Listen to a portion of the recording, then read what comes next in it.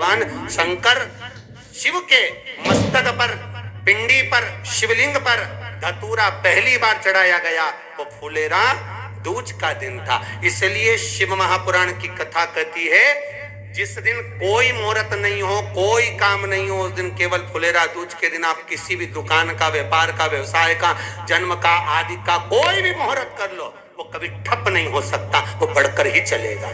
सारी जिंदगी के कांटे निकल जाते हैं, सारी जिंदगी के कांटे समाप्त हो जाते हैं फुलेरा दूज।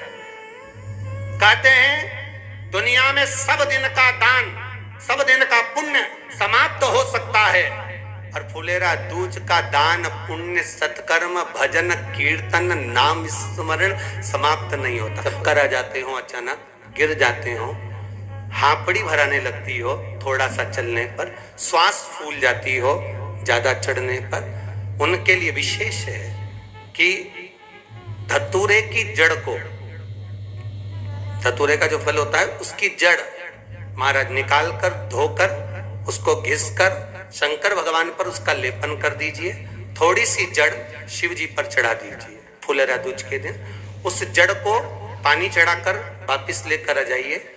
जो मिर्गी का मरीज होता है, जिसको दमे की शिकायत होती है, श्वास की होती है, चलने में हापड़ी भरा जाती हो, फुलेरा दूज के दिन दोपहर के समय पर उसको वो जड़ केवल 3 या 4 बार सुगंध में सुंगा दी जाती है, तो मिर्गी की बीमारी समाप्त हो जाती है, और जिसको दमा श्वास फूलता है उसको भी आराम लग जाता है। फुलेरा दूज के दिन उसके लिए नित्य आनंद का सुख दे जाते हैं। और भी ध्यान दें, जिसको बहुत भारी बीमारी हो, डॉक्टर कह रहे हैं कि ऑपरेशन की जरूरत है, ऑपरेशन कराना पड़ेगा, गांठ हो गई है, ये हो गया है, वो हो गया है, निवेदन है एक धतूरा फुलेरा दूज के दिन भगवान शंकर के शिवलिंग पर समर्पित करें, और 5 बेलपत्र नंदीश्वर भगवान पर अर्थात भगवान नंदी पर समर्पित करें। जीवन में कितनी बड़ी भी बीमारी होगी वो आगे नहीं बढ़ सकती, ऑपरेशन की जरूरत नहीं पड़ सकती, वो केवल फुलेरा दूज पर हो, केवल फुलेरा दूज के दिन, उसके सिवाय नहीं। और वो 15 मार्च को है, मौका मिला है, आनंद से।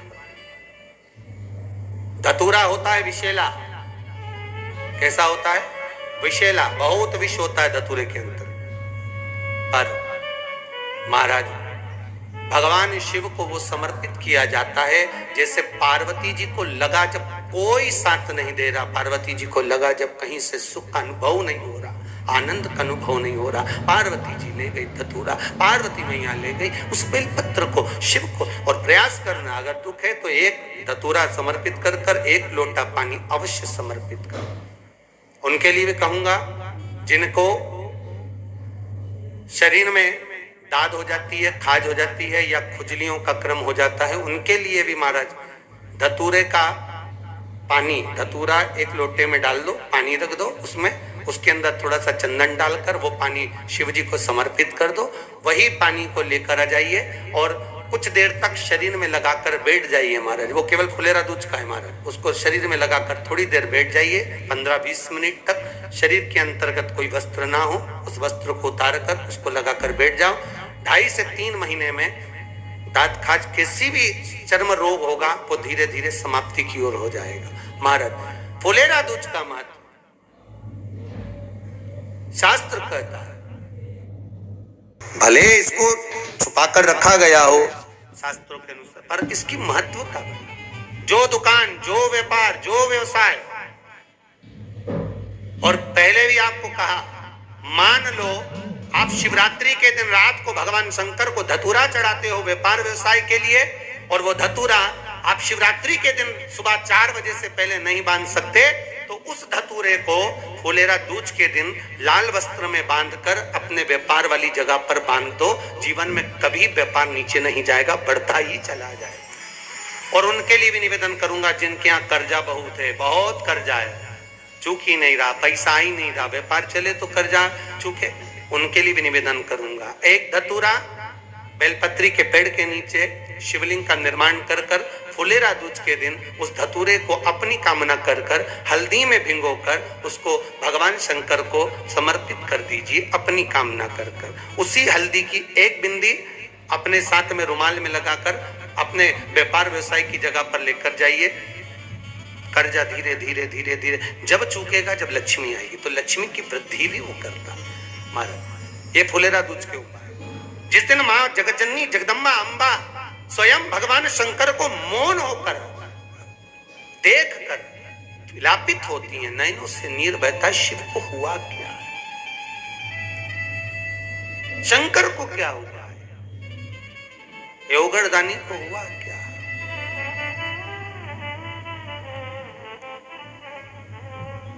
नयन जलता मैं तो बैठी थी गंगा किनारे, मैं तो बैठी थी गंगा किनारे,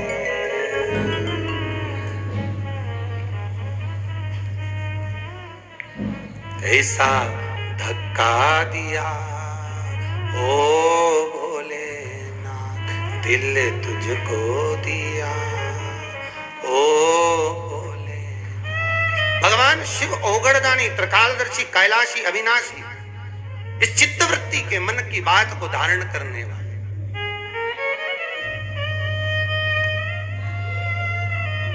जिन लड़का और लड़की का विवाह नहीं हो रहा है, महाराज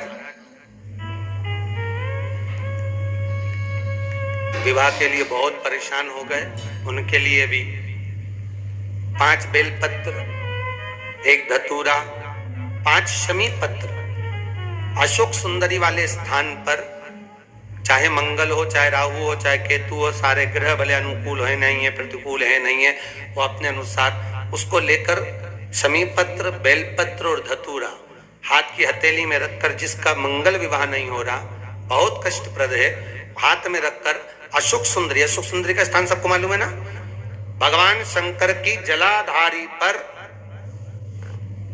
शिवलिंग, पार्वती जी का हस्त कमल, जहां से चरण जल नीचे जाता है, राइट भाग गणेश जी का स्थान, लेफ्ट भाग कार्तिकेय का स्थान, जलाशय में से, जलाधारी में से जो जल नीचे गिरता है बूंद बूंद, वो शंकर भगवान की 5 लड़कियां, जया, विषहरा, शामरीवारी, दोतली और देव, शंकर जी की 1 लड़की और अशोक सुंदरी 6ठे नंबर की, उसका स्थान, इन पानी जो जाता है उसके बीच में जो मोटी सी लाइन होती है, उस मोटी सी लाइन पर जो स्थान है वो अशोक सुंदरी का स्थान है। किसका स्थान है? अशोक सुंदरी। शंकर भगवान का संपूर्ण परिवार, जलाधारी माता पार्वती जी का हस्तकमल, चरण, राइट में गणेश जी, लेफ्ट में कार्तिकेय जी, बीच में अशोक सुंदरी, और ऊपर से जो 1-1 बूंद पानी गिरा रहा है वो है शंकर भगवान की 5 लड़कियां, जया, विषहरा, शामरीवारी, दोतली और देव, शिव की 5। तो जिनका विवाह नहीं हो रहा, अशोक सुंदरी वाली जगह पर हाथ में लेकर वो धतूरे के साथ शमी पत्र, बेलपत्र समर्पित करें और बाबा से निवेदन करें, बाबा आपकी कामना पूर्ण, फुलेरा दूज करें। अशोक सुंदरी पर जो धतूरा चढ़ता है, वैसे तो अशोक सुंदरी पर धतूरा बहुत कम चढ़ता है, केवल एक फुलेरा दूज का दिन ही ऐसा होता है जिस दिन अशोक सुंदरी वाली जगह पर धतूरा चढ़ता है। अशोक सुंदरी